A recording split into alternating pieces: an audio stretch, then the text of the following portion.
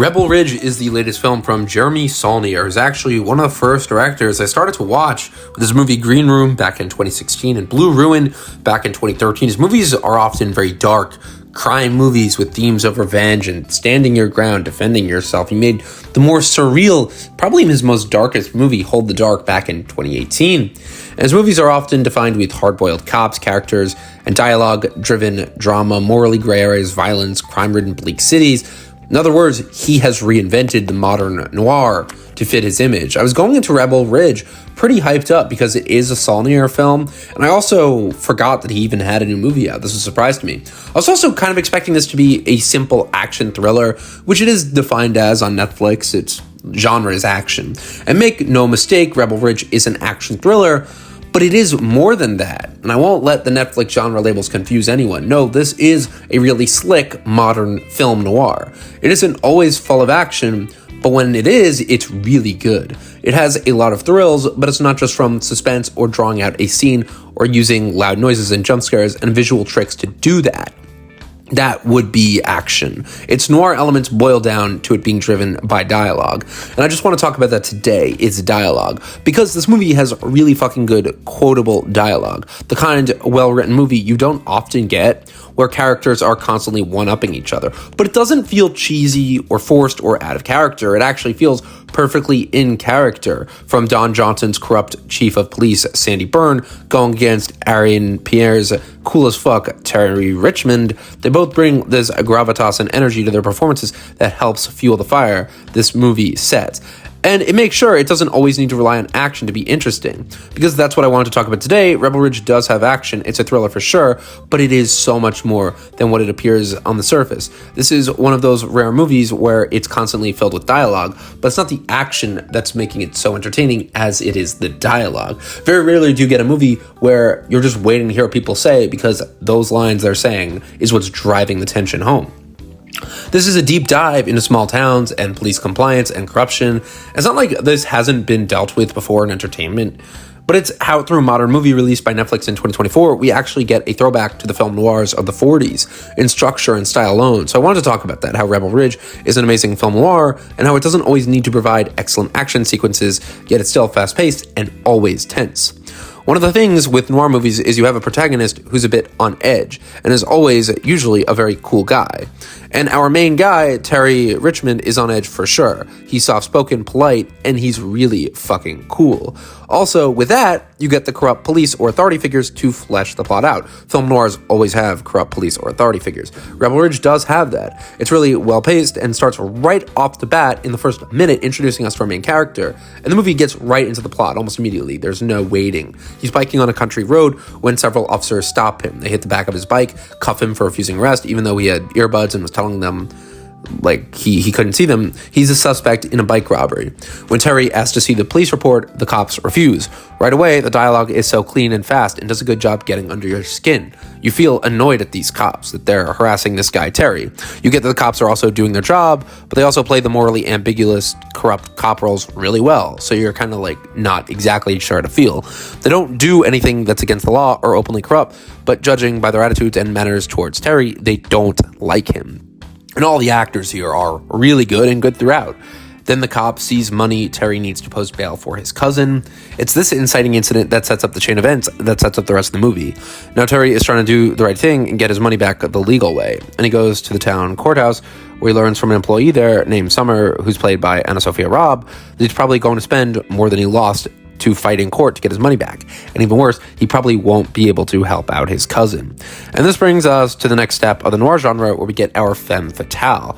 This time it's Summer McBride. And what I like is the movie doesn't play it obvious she's a femme fatale, because it'd be pretty hard to actually make her a cliche representation of that film trope. She isn't walking around in sexy clothes or smoking a cigarette or dropping one-liners, although the dialogue she has with Terry, thanks to Saulnier's writing, is pretty fresh, quippy, and believable.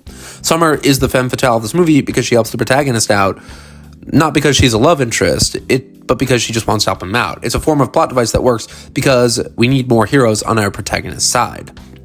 They don't really have a reason to work together at first, but they do eventually realize, through being victims of police corruption, they actually might be a decent team. And this builds the the foundation for this great dynamic between a former Marine who is seemingly unstoppable like the Terminator, yet super polite and always doing the right thing, and this quiet, down-to-earth, small Southern woman who's also trying to do the right thing. You have enough of a contrast and irony, enough of a similarity as well to build up this dynamic and keep it fresh, keep it entertaining. Things aren't interesting when they are the same, and Rebel Ridge knows this. Then on the villain side, you have Don Johnson as Chief Sandy Byrne. Don Johnson is awesome in this movie, and he fully commits to the role of the Southern police chief who plays God in this town. But he doesn't feel at all like a caricature, which you would think would be so easy given he's this police chief who loves taking the law into his own hands. He isn't even fully fleshed out, like you don't get a full backstory for him, but you get just enough for him to work so well. I always say I love to know characters' motives, and it always annoys me when movies skimp out on characters' backstories. But Jeremy Saulnier does a good job of giving Don Johnson this believable policeman quality. He feels like he's grown up in this town, like he runs it, like he believes in everything he says. The cops under his command are like his soldiers. He's akin to a general, and it works because of how the film's circumstances are set up. He's not some big, obvious, big screen villain, yet he is one. The best villains are those whose motivations we can understand, even if we don't agree with them. It's hard not to see how Don Johnson's chief of police is trying to cover up years of corruption and illegal forfeiting of money that doesn't belong to him. He and his men have spent years trying to save their dying police department through any means possible, even if it's not strictly legal or if they don't go by the book. What makes them good characters is that they aren't inherently villains. They're just men trying to survive, police officers trying to keep their jobs, and doing whatever they can to do that. They don't want to be villains yet, but they've become them because of what they're after. The movie has really great writing that goes above and beyond to dispel all of these cliches that usually plague these kinds of action and crime movies. There's a three-dimensional level here that does kind of simmer down as the movie gets to its final action-filled act. I still loved it, but it's easier once the movie is winding down to see the strings being pulled. But the whole ride is so real and so entertaining and so well crafted. I really did enjoy this modern noir. The cop characters, although not as fleshed out as our three main leads, are also great in their own ways. They don't need to have too much depth or feel lived in for us to understand them. We see through how they exist in the world, what we are told by Don Johnson's character, and off the facial expressions of the actors, exactly how we should feel. These are not inherently bad men, these are not monsters, and we are told this. They are just corrupt officers of the law, criminals with a badge, doing what they have to do to survive, and that is one of the foundations of noir. It's a morally gray area, where there isn't some super evil main villain, or someone who is so clearly a monster. Yeah, you hate all of these cops because they're dicks. But in the movie, it works so perfectly because it's not so over-the-top and cartoonish. In the world of the film, too, it works because they're doing what they have to do in this small, dying town to survive. Even James Cromwell gets this awesome small role as a judge who's still under the fist of the town. And although he's supposed to be this nice guy who clearly doesn't want to do anything bad, he doesn't appear to be an evil guy, he doesn't want to send innocent people with misdemeanor charges for 90 days in jail, but he's been corrupted and is afraid for his own life. And in this movie, everyone's afraid. There's this burgeoning sense of paranoia, which is always increasing the tension, which obviously in a movie like this is really good. So guys, I really did enjoy Rebel Ridge.